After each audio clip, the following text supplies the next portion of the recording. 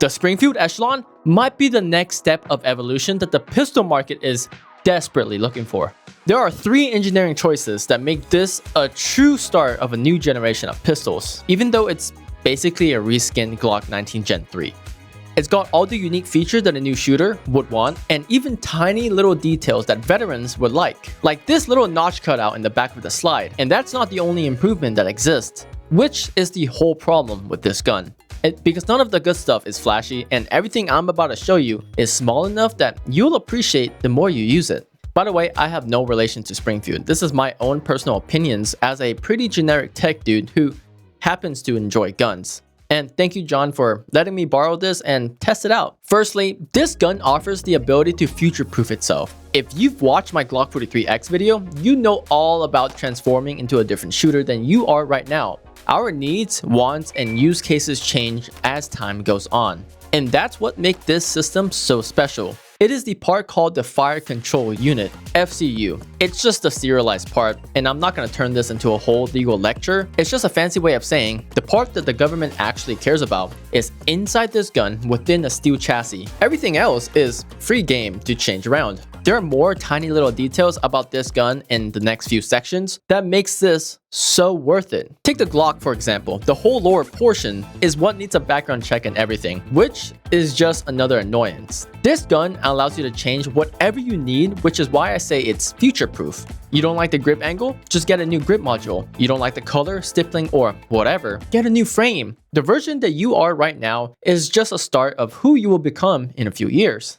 Think about what actually changes when you buy your first gun for self-defense or as a fun hobby, and with time, you might go and shoot your first competition match. So, a flared magwell and a bigger magazine size will be really enticing to get. So the gun you bought a year ago will no longer serve the same purpose it originally was. It might even have more than one purpose now, which is why I'm saying you won't regret this pistol. On any other pistol, it might mean you need to get a new gun. Which is why, when I started with the 43X, I went and bought a 19 for a little bit more, and then a Glock 47 for competition. So, you're not just buying a pistol, you're buying one part that the government actually cares about, the chassis, and you can make it however you like. And speaking of liking stuff, if you like this style of content so far, consider subscribing, or else I'm gonna buy a P320. If you're watching this, you are probably very similar to me. You want the best bang for your buck. One of those details is the variable interface system. It's just a fancy way of saying it takes many different optic footprints, which means the optics goes directly onto your slide. There are many more small details like this that makes this platform so enjoyable to use. And to give the best return on investment, that's in the next section. But if you have an optic mounting system, you probably want an optic that will provide the best value for its price. And that would be an O-sight. This is the O-sight SC in the DPP footprint. Thanks O-sight for this review. Which, conveniently enough, this gun takes. And that is the exact point of this mounting system. You can see that there's 3 grids of threaded holes with 3 sets of locking pins. Skip the adapter plates and just go directly onto the slide.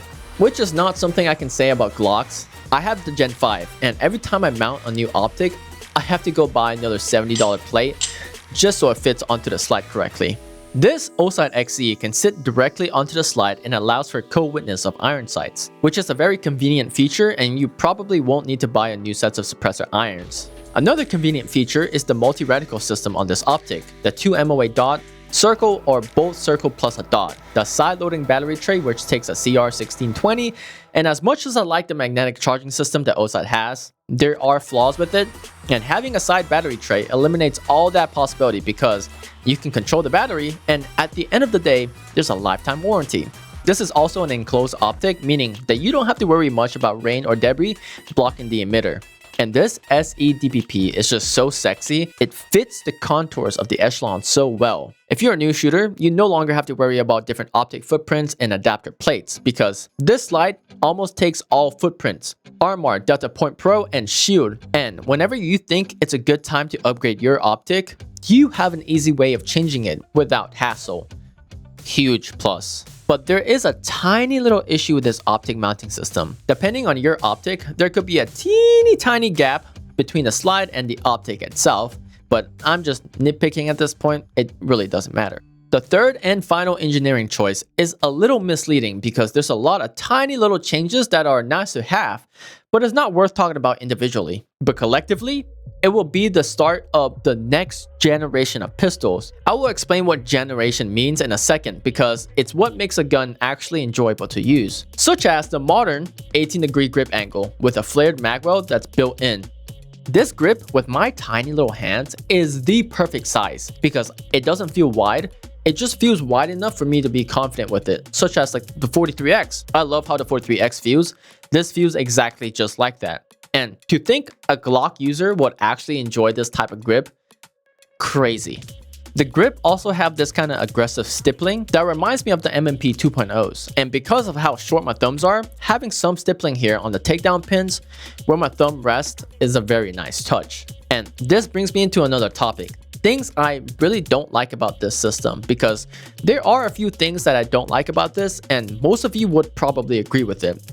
I'll talk about that more in a second, but everyone could agree that a flat-faced 5-pound trigger, that is a huge win. Although it is 5 pounds, everyone complains about how the stock Glock trigger is so bad, and yeah, it's bad, but at the same time, it's not. And I have more to say about the trigger, but I will save that for another video. The Echelon trigger sits in this slim trigger guard, which is kind of nice to have, and it also have this undercut, which is one thing I love about this pistol. And the bore axis is lower, which for new shooters, this makes the recoil impulse more manageable. And the controls are fully ambidextrous out of the box. But there is one annoyance I have about this ambi mag release. Depending on the way you grip your gun, and if you have big hands, the mag release being functional on both sides sometimes make the mag drop, and that's just something to keep in mind. So definitely try this out in real life. The mag drop issue happens, and I mean it can happen with any gun. Like the Glock happens to me all the time. Speaking of mags, this comes with a flush 17 and a 20 extended mag in the same box, at least for the 4.5 inch, and is double stack metal, best of both worlds. There's also this 1913 rail, which is kind of cool I guess, so now you can mount an EOTech upside down if you want. The most impressive to me is this flared wings at the rear of the slide that makes gripping much easier. Something you don't notice at first, but when you do, you appreciate that it's there. Every one of those are individually not exciting, but I just listed 11 or so nice to have quality of life changes that come as a default on this gun. In this price point, sheesh. I have said that this is the next generation of pistols, and I don't mean that somebody has cracked the code and this is one update away from being the M6 out of Halo. I define a generation when a feature or a design stops being the reason to buy something and starts being the reason that you refuse to buy without. I just mean that this represents what will become default for most pistol manufacturers, which takes some of the concepts like the chassis system, multi-optic system, flat-face trigger, so on and so forth. So, who will actually benefit on getting the Echelon? If you're a person who loves doing the craziest amount of research to get the best bang for your buck, you found the right gun, and you're gonna buy this and never regret one bit. I haven't met a single person who regrets getting a Springfield Echelon. And if you're a brand new shooter looking for a compact carry, the Echelon 4.0C is the exact build for you. Learn the basics and master the craft in the same gun. I haven't spoken about how this gun shoots, and there's a reason for that. Because it's very subjective. Regardless of how any gun shoots, the more you use it, the better you'll become with it. So at the end of the day, does it really matter? Unless it's the 43X, then it actually does. But to me, this just feels normal, nothing exciting to write home about. Now the part I stopped being nice about it. As much as you probably hate Glocks, you can really appreciate the fact that everyone around you probably has one and you are in no danger of finding any spare parts to your gun. And the fact that I don't need to worry about cross-compatibility is a huge relief.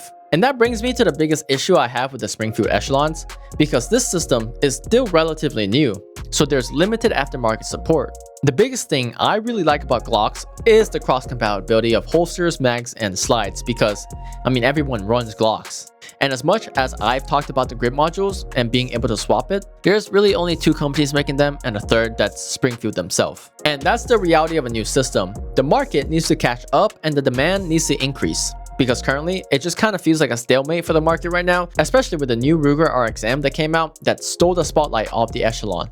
Which leads me to say, this is not a replacement for the Glock 19. The Echelon is the gun that you'll never outgrow, which is why I say, this is the evolution of the next generation of pistols.